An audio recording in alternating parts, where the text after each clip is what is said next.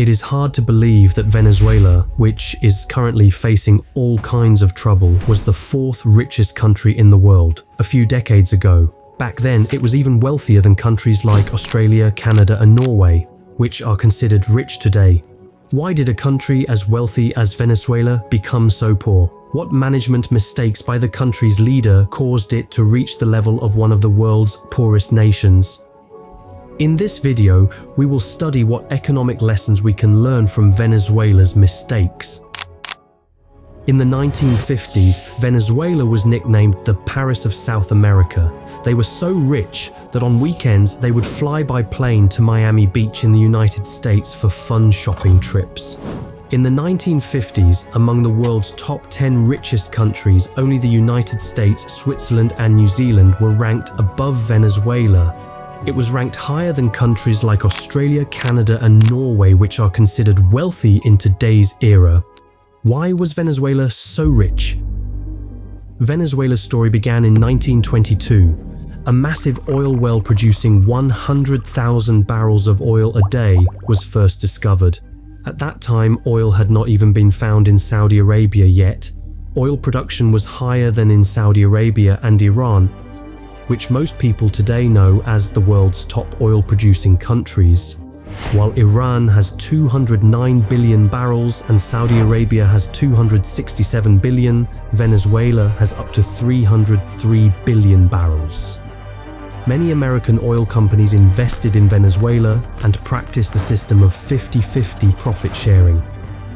In the industrial age, where oil was as necessary as lifeblood, Venezuela, the world's top oil producer, rapidly reached the number 4 spot among the world's richest countries within a few years. Why is a country that owned the world's largest oil reserves and was once so wealthy that it could shop in the US now facing poverty and hunger? If a doctor or an engineer makes a mistake, only dozens or hundreds of people might suffer, but if a national leader makes a mistake, the whole country can suffer. There are 2 main reasons that caused Venezuela to fall into trouble. The first point is due to an economic theory called Dutch disease, and the second point is due to the bad management mistakes of Hugo Chavez, who wanted power without understanding anything about economics. Dutch disease is a very famous theory in economics where the sudden discovery of massive natural resources leads to the destruction of a country's other economic sectors.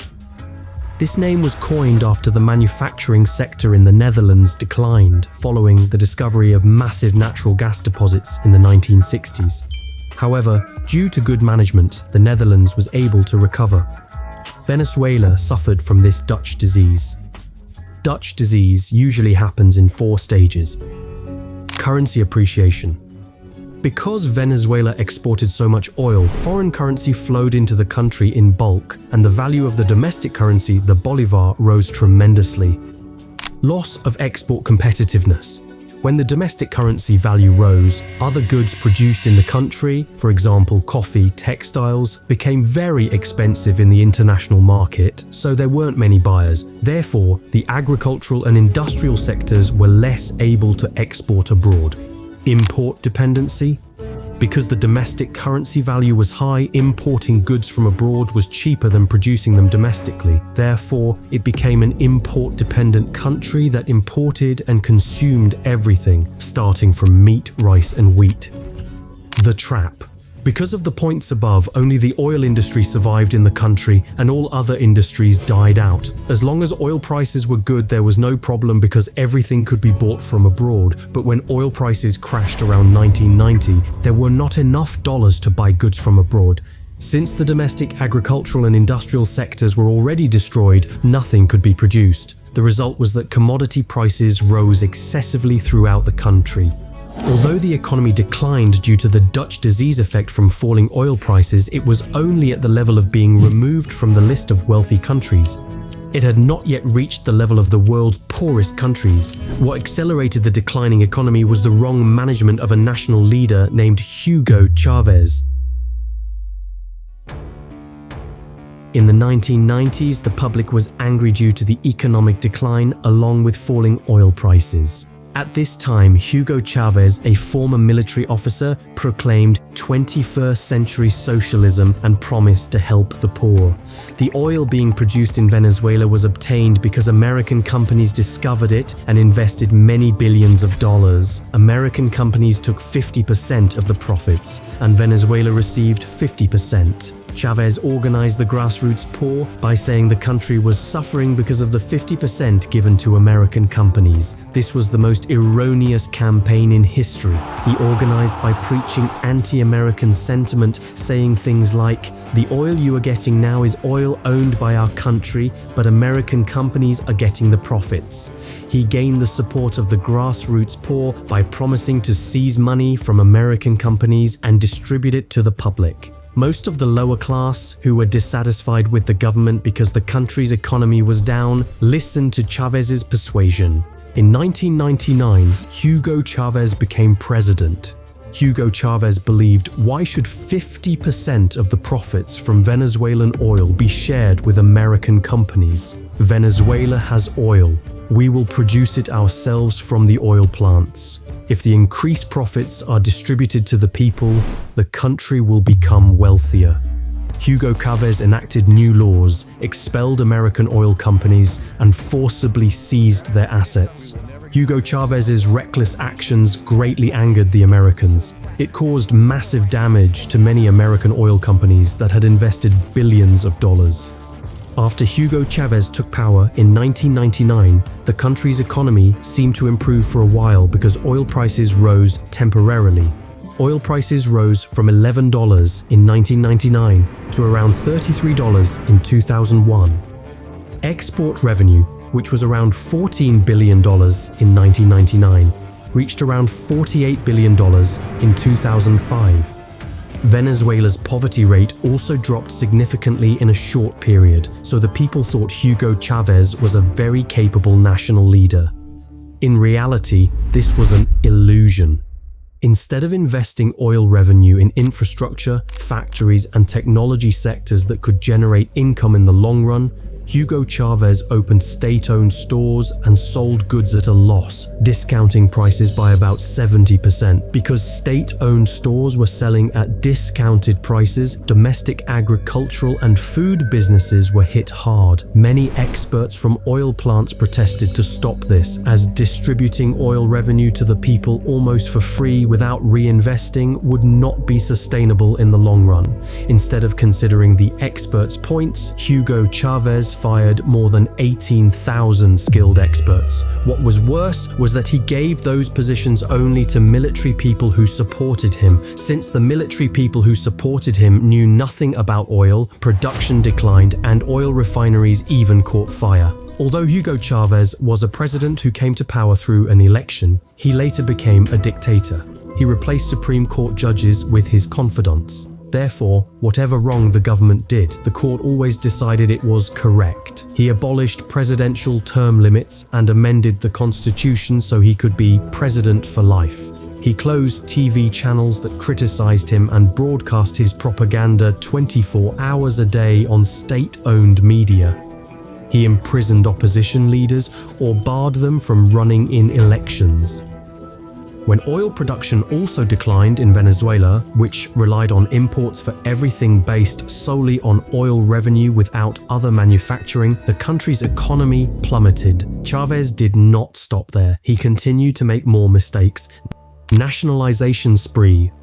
Beyond oil, the government seized agriculture, telecommunications, electricity, steel, and cement factories. Foreign investors fled in fear, and the seized factories stopped production because they were managed by political cronies instead of experts. Price controls. The government set prices for basic food items with the intention that the poor must be able to buy goods at affordable prices. But because production costs were higher than the selling price, business owners lost money and could no longer produce, leading to shortages in stores. Currency controls. Because the government forcibly set the dollar exchange rate, domestic business owners could not buy dollars to import raw materials and had to close their factories. This gave rise to a massive black market. As Hugo Chavez approached his death, he systematically chose his successor. He was Nicolas Maduro, a former bus driver and a close confidant. After Hugo Chavez passed away from cancer in 2013, Vice President Nicolas Maduro continued the presidential duties. He is the president who was arrested by America's Delta Force a few days ago.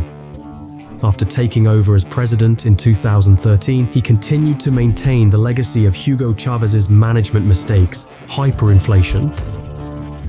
When most domestic businesses stopped and the government no longer had enough income, the new Nicolas Maduro government made further mistakes. That was printing excessive amounts of money for government spending.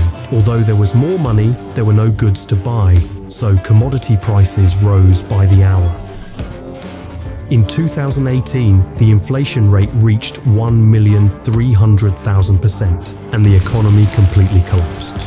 A country's currency system is its lifeblood. Venezuela, whose currency system collapsed, has not been able to recover until now. Venezuela, which was once the fourth richest in the world, has reached the level of the world's poorest today because of a group of dictators who wanted to rule the country without understanding economics. It has reached the point where even basic food items like rice and oil are not easy to buy. 30% of the country's population has already fled the country. This is a result of the worst economic management mistakes in history and political dictatorship. We can learn 3 lessons from the ruin of Venezuela.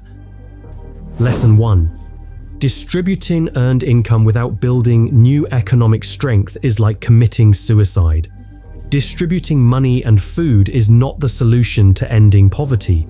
It is not easy to eliminate poverty without creating factories and infrastructure that can create job opportunities for them.